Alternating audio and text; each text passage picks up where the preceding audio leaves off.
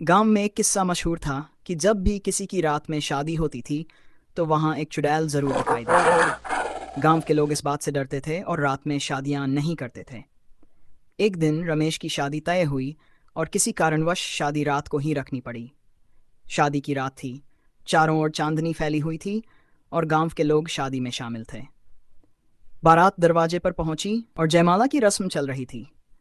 तभी एक रहस्यमयी स्त्री सफेद साड़ी में वहां दिखाई दी। उसका चेहरा ढका हुआ था और वह धीरे धीरे मंडप की ओर बढ़ रही थी। किसी को उसकी मौजूदगी का आभास नहीं हुआ।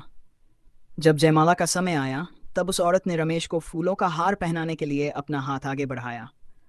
जैसे ही रमेश ने उसके हाथ को पकड़ा, उसे एक ठंडा एहसास हुआ और उसका चेहरा स्याह पड़ने लगा।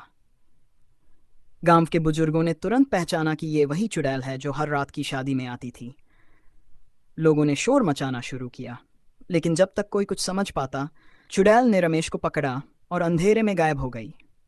किसी ने फिर कभी रमेश को नहीं देखा। आज भी उस गांव में लोग रात में शादियां नहीं करते हैं और उस रात के बाद से रमेश की यादें गांव में डर का साया बनकर रह गई हैं।